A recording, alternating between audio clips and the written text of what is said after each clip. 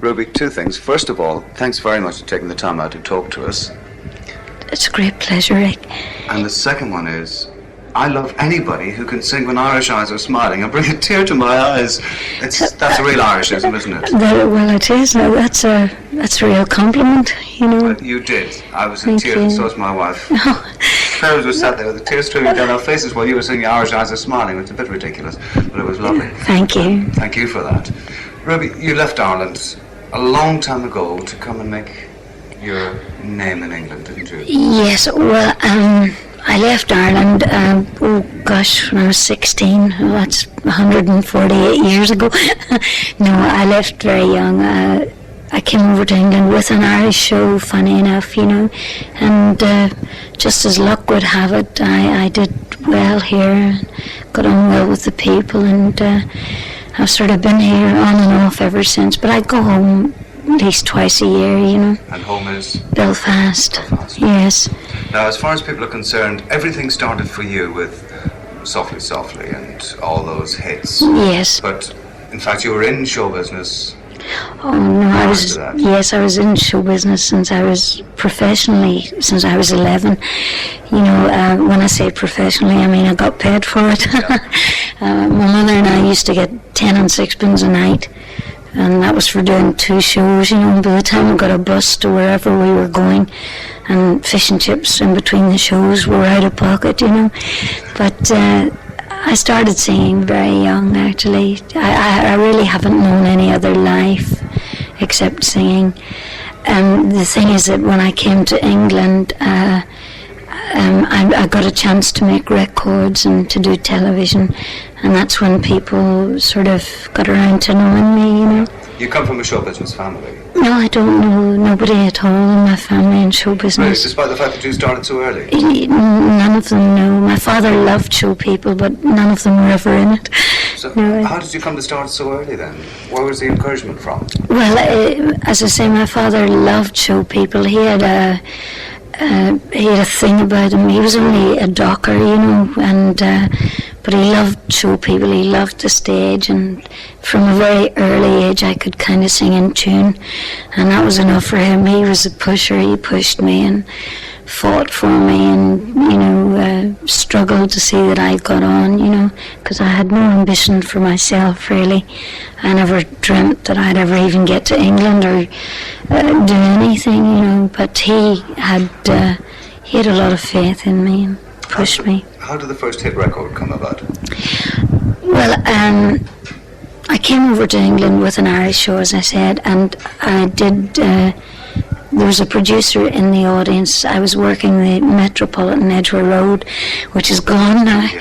And there was a TV producer, an Irishman called Richard Afton, in the audience, and he asked me if I'd like to do a trial TV show, which was Quite Contrary, a show called Quite Contrary, which was very popular. And I did it, and on the same night I did the first one. I had a telephone call from a man called Ray Martin. I don't know if you remember Ray Martin, who's a great orchestra leader, you know. And he phoned me the same night and said, would I like to do a test for records, which I did, and I got the record contract.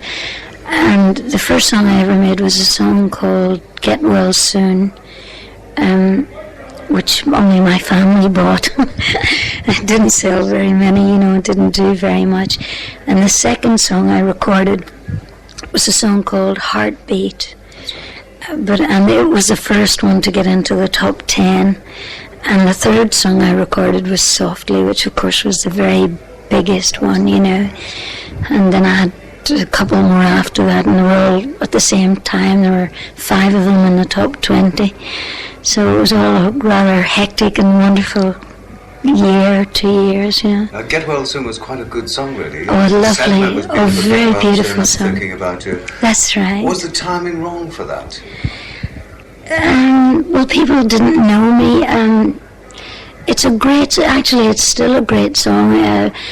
You know, for people in hospital, it's a very sentimental, very nice song. I think it should have got further than it did. probably the time was wrong, Probably wrong for a first record. For a first record, yes. Great after Softly. Maybe afterwards, yes. Now, how did the other songs come about? Paddy Roberts wrote one of your songs, didn't he? Paddy Roberts wrote Softly, and Evermore.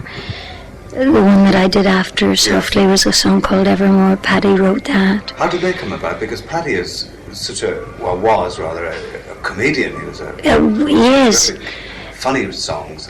Well, I don't know, because I was terribly naive when I first joined the recording scene. I didn't. People, Ray used to give me a song and say, "This is good for you," and I'd sing it over, and I never questioned it. If he said it was good, it was good. And I didn't know that. I didn't know Paddy Roberts was as great as he obviously was. I didn't comprehend that at the time. But he wrote it, and he wrote Evermore, and of course I was very sad when he died last year, Paddy. You got off to an incredible start, meeting somebody like Ray Martin at the very start of your career. Well, it was wonderful because, 6 months probably before that, I was his greatest fan. I used to sit in Ireland. I did a season in Bundoran, and I used to love Blue Tango. I don't know if you remember him doing that, but I used to sit and really drool over it, and of course when he came on the telephone himself, I nearly fainted, and he said, "This is Ray Martin speaking." I couldn't believe it, it was wonderful, and we became great friends, and I loved singing with him because he brought out the best in me. He didn't just give you a song and say sing it. He used to tell you all the time I was recording. I used to watch him, and he was always bringing you out, and saying, "Come on, sing," and it was wonderful for me. He's the kind of man that I needed to record with. After that, I recorded with, when Ray left and went to America, I recorded then with Norrie Paramore for a long time, and Norrie was great too, he still is, and very, very nice gentleman. Very talented. Yes, very, very. We had some wonderful times together. He's one of my idols in show business, actually. Is he really? A few times. Oh, he's very, very nice. Yes. You went through all this big time. It really was big time. Yes. In those days, and you've come through the 60s and the 70s. You're still a star. Now, one of the big things that people don't appreciate is the fact that you're not having any hit records, you're not appearing on television every other week. That's right. So they think, oh, she's gone home, she's out of the business. What is a typical kind of year for you? Oh, my life is fairly hectic, actually. I've been to Rhodesia twice in the last 2 years. I've been out there twice. Did you tell him, no? I'm not saying anything till I see my solicitor. No, I must tell you that I had, which I consider a privilege, I had lunch with Ian Smith and his wife, and I was very impressed with him. I found him a very honest, lovely gentleman, and his wife has written to me several times since I've been back in England, and I thought they were lovely, because I take people as I find them, and that's counting politics aside, because I keep politics out of my business, but I go over to Africa quite a lot. I've been to Canada and America, and I've been to Ireland a couple of times. It's nice to go home. Yeah, of course it is. It's beautiful, isn't it? Yes. The greatest country in the world. Oh, wonderful. Nobody like them. Now, you're still getting the star treatment in the 70s. How does it compare with, say, the 60s and the 50s? Well, the 50s for me were the height of my career, the real peak of my career. But to be quite honest with you, I was earning a lot of money, and I was working so hard that I didn't really enjoy it, because I was tired, and, everybody wants to make money out of you when you're at that stage of your career, and of course the tension was terrific, and I'm a bit of a nervous person anyway. But so I couldn't really say that I enjoyed it. I was working awfully hard. Even though I went to America, met Frank Sinatra, which was all wonderful. But it's better for me now, you know, I'm on a more of a level keel, you know, because I can sing and enjoy it when I want to, and the pressure isn't the same, you know. And it's better now because I look back and I think, well, did that really happen to me? It was wonderful. You know, it was really wonderful, but I enjoy it more looking back on it than I did at the actual time. At what point in your career did you start this terrific line of patter? There's some beautiful jokes. You must tell us one before we finish as well. Well, that was funny because I've always told jokes to, if I was with friends, even when I was very young, if I was with people that understood me or that I felt comfortable with, I used to tell a lot of gags, you know, and some people used to say, you know, I thought you were terribly quiet, you know, and I am, but you know, I like telling gags, you know. And I was stuck on the stage one night in Wolverhampton, and I was doing a show with Mike and Bernie Winters, and they ran just, I was on and they were following me, you see, and I'd done all my show, I'd done all the numbers that I had rehearsed, so I had nothing else to do. And I went off, you see, and I came back on. I heard them saying, do something else, Ruby, do something, because I hadn't fixed up their props, you know, at the back. And I was stuck on the stage with nothing to sing, so I had to tell a gag. That was it went better than my act. So after that, I started to put a little joke in there and I found it easier to communicate with people if you can talk to them, and you know, they get to know you quicker, you know, your personality and everything. Can you give us a quick example? I'll try. Oh dear. Well, I'm afraid it has to be about an Irishman, but I think it's funny. Oh, that jokes are. They are, true. It's about the Irish bus driver who's taking the children to school. Have this on your garden, not for this on your yellow. Says you near glory, you see, so be not sitting there, so she won't need it, so be more of that time, so that's right, says he had on the side, see what's up, her so was look at us, so we had no need, was not clear, and the healers, and the album, the first album, had been scared, yeah, full burst, and he sing all the verses, Irving out, sharing, you see, yeah, well, the fan, working on the rest of the fan, Irving out, just to the point, so Sab looks annoying. Oh, that's lovely. Actually, this Irish thing, at the beginning, when you were really at the top, you were billed as an Irish Colleen and all this. Did you find this restrictive in any way? Did you have to play up the Irish thing? Oh, no. I think people knew I was Irish, but I was never an Irish singer, if you understand what I mean. I wasn't an Irish ballad singer or anything. Were people expecting you to be terribly Irish and singing Irish songs?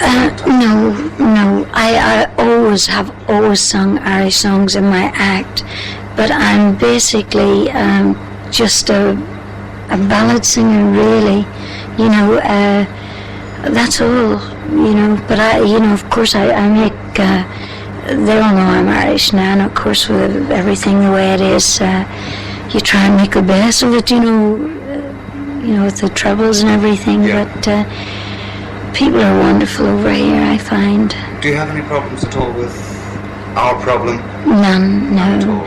No, I can honestly say nobody has ever said to me anything detrimental, which I think is rather wonderful, you know, because it's a bit funny sometimes. You go up, and I've gone on the stage sometimes, and I've been in a town where I know people have lost sons, you know, and it's been very tricky, you know, but nobody has ever said anything to me, which I think is lovely, you know. When it comes to choosing your songs, obviously you can't ignore Softly Softly Evermore, no matter how much you'd want to, but how do you select all the rest of your songs? Do you have any? Well, I only sing things that I like, you know, things that make me feel something. I can't sing anything that I don't feel, even, you know, if it's Top of the Hit Parade or anything. And I've always been the same. If I didn't like it, I couldn't sing it, you know. I just sing what I really like, basically. You do that lovely Christopherson song, Help Me Make It Through the Night. Yes. Are there any others of the 1970s? Yes, well, I do Feelings, which I love.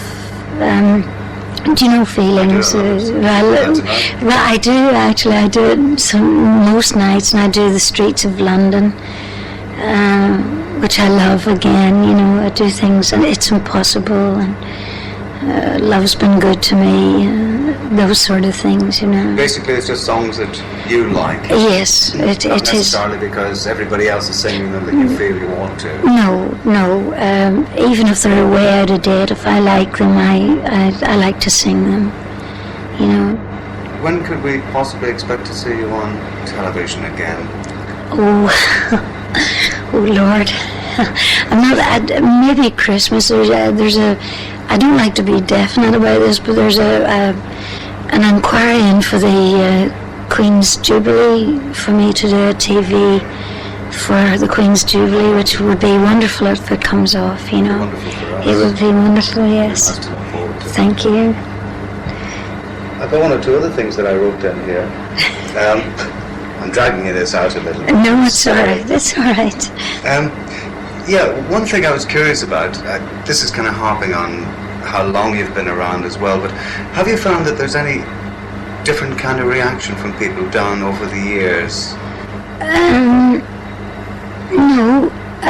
You see, I find that I draw people of my own age group, and even when I have drawn, or when younger people have come in, I've been very happily surprised that they've been, you know, that they have liked what I do. Yeah, this is what I wanted, because a lot of young people in there tonight. Yes. And they obviously enjoyed it Well, as much as we did. Well, that pleases me very much, you know. Came along with your songs, you know, and the older people as well. Yes. But it was just a surprise to see so many young people enjoying you. Well, it's lovely for me too, you know. I think that must be the sincerity which comes across, Well, that they recognise that.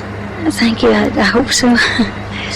Ruby, you're a lovely person, and I thoroughly enjoyed tonight, and I wish the patients could get out of hospital and come and see you. Well, I hope. I Get really. them down here on Saturday night. Well, I really hope they'll all be well very soon. I give them all my best wishes. I will do that. Thank you very much indeed for your time, Ruby. Pleasure. Best of luck in the future and everything you do. Thank you very much. Goodbye.